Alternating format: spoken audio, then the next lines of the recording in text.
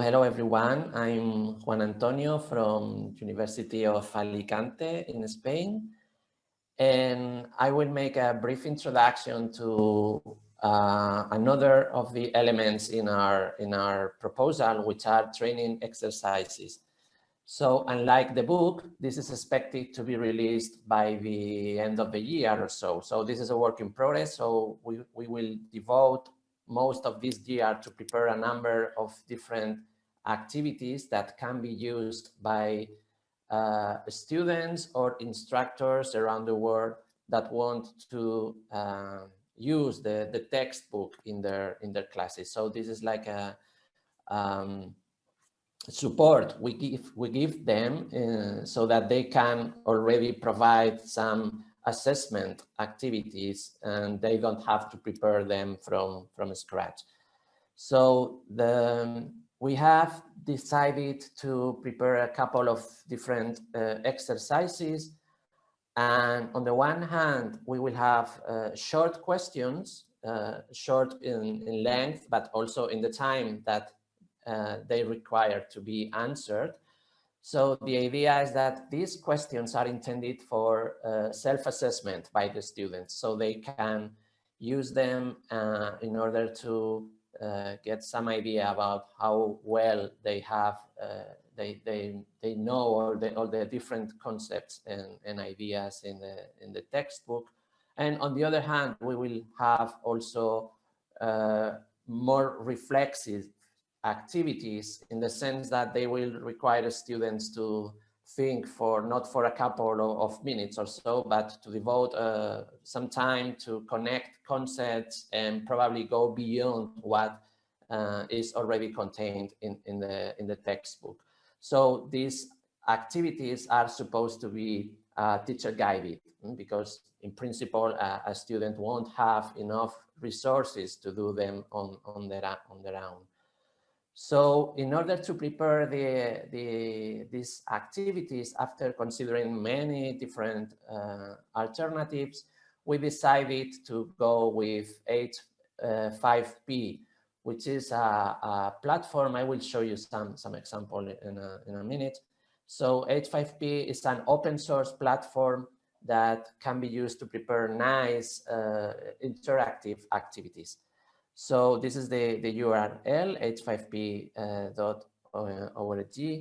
and some of the basic elements in this framework is that it's, how to say that, multi-platform or something like that. So it can be used by installing a plugin, or in some cases the plugin is already built in different platforms, such as Moodle, for example, WordPress, Drupal, and a few others. And you have plenty different types of exercises that you can prepare.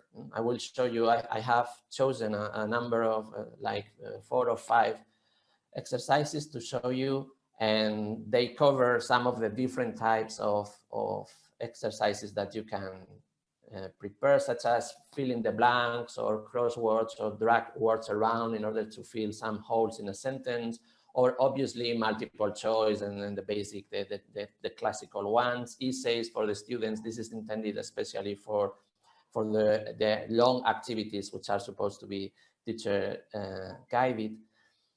They are reusable, so anyone can download them and upload them to their own platform. So for example, if you have your course on Moodle and you want to benefit from these activities, you can download those of your interest and upload them to your private course space in Moodle, right?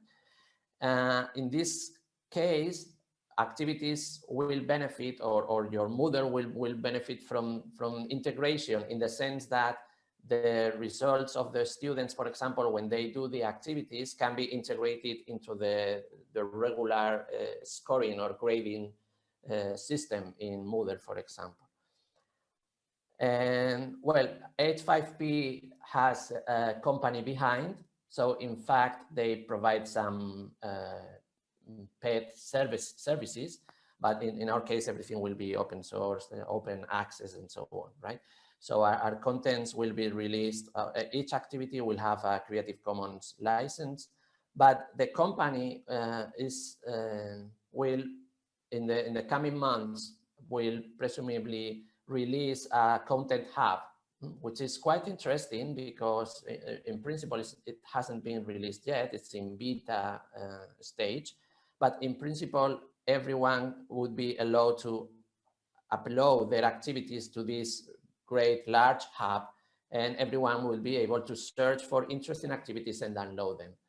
So we are waiting for the content hub to be released, but in principle, we think it would be a good platform to have our activities available for everyone.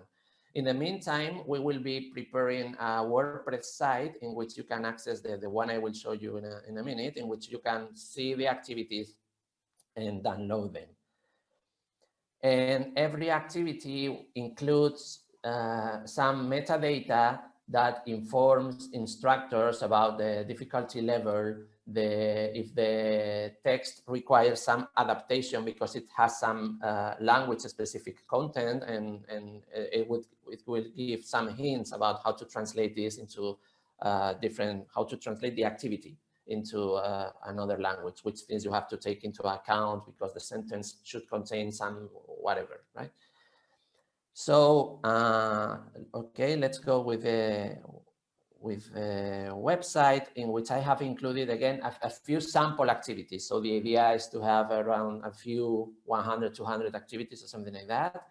But in principle, I'm showing you 4 or 5 of them. So I copy the link, okay, on the chat as well. This is tiny URL. .com/nmt for neural machine translation. Okay, activities. So this is it. So this is my, okay, this is it. So here you have a few sample activities. And on the first one is drag and drop. So you in this case, probably, I'm not sure about your level of expertise in neural machine translation. So this is a good time probably to recommend you, if you want to know about the inner workings of NMT, of how it works, that you read the preprint version of chapter 7. So probably after reading that chapter, you will be able to answer this question, for example, successfully. So in this case, it introduces the student. After reading this section, think twice about this and that, and then drag the words into the correct boxes. So think about the analogies. So in this case, let me see, it's like Paris, for example, minus Morocco, for example, in this case, I probably should go here, Paris, you subtract France, and so on, right? So this is connected to the idea of embeddings that is completely described on that. So you click on verify. In this case, I'm missing most of the answers, right? And then you can try again. You show you the solution. So you can see here how this is quite nice. So it's quite interactive.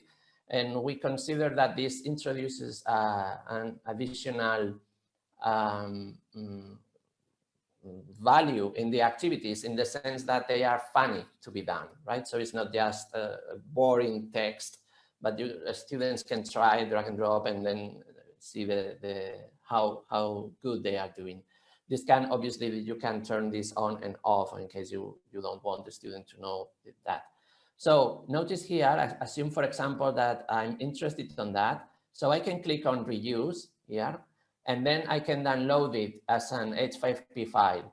So I download this file into my computer, and then I can upload it into Moodle, for example, right? So Moodle already provides support for this, but there is also a plugin that you can install if you want some extra functionalities.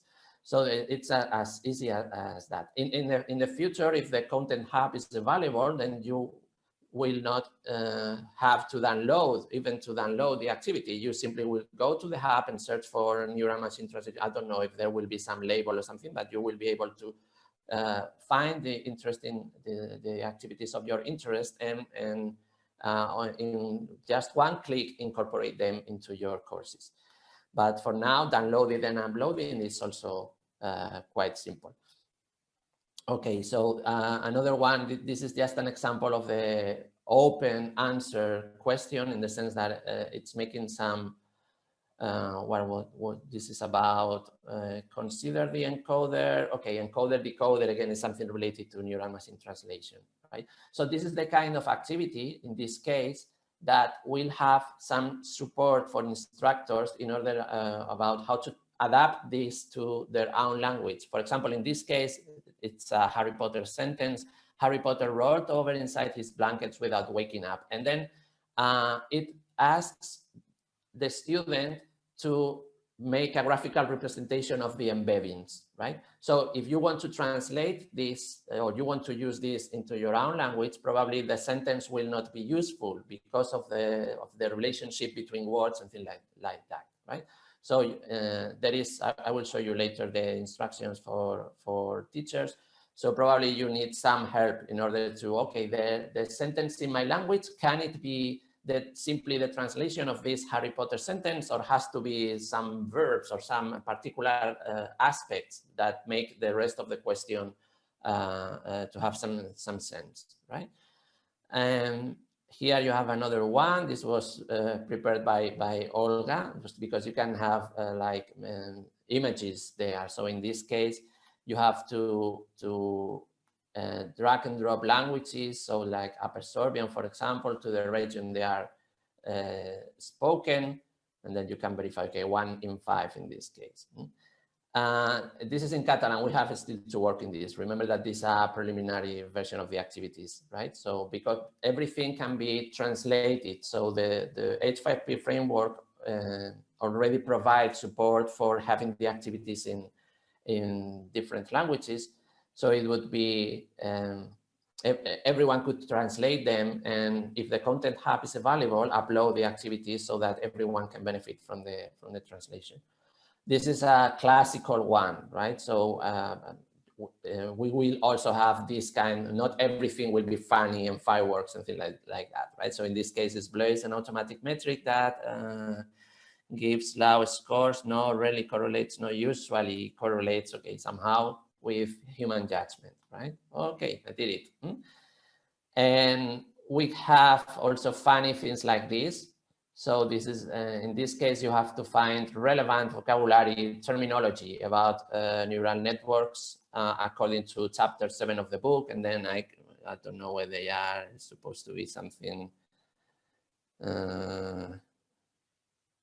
I don't remember where I put, because I wrote this and I don't know, there are like 3 or 4 words around there, right? So you select them and then finally, and then you check if you did it or okay. And okay, and this is another one, right? This is a quite complex one, in fact. In this case, you have to, it's similar to the previous one. You have to drag and drop the words into the correct places. So we have already a bunch of activities covering most of the different chapters, but as chapter 7 was the one that has been released as a preprint, so I wanted to emphasize the activities corresponding to chapter 7, right? But obviously there will be activities covering all the different chapters in the book. And finally, so this is my dashboard as an administrator of the WordPress site, but I just wanted you to see as an editor, not as a student. I can always edit an activity, okay? And then here you have how H5P allows us to put all the different things related to the activity. And there is also a metadata section in which you can find the license. Again, it will be attribution, Creative Commons, and then here in additional information, You have the metadata indicating the difficulty, if the student will require a teacher to guide them or not, and some, again, comments for instructors. In this case, it's just a small draft. But so translate the words to the target language or find similar words, whatever, right? So it gives the instructor some students about how to adapt this into a different language, or how to cope with this, because it may be the case that the instructor, again, because, for example, in chapter 7, which is quite technical, although, again, as Dorothy said, we've been trying to metaphorically introduce everything.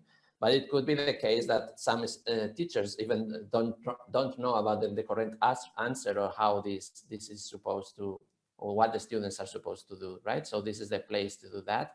And usually this is hidden for students. It's only available to teachers.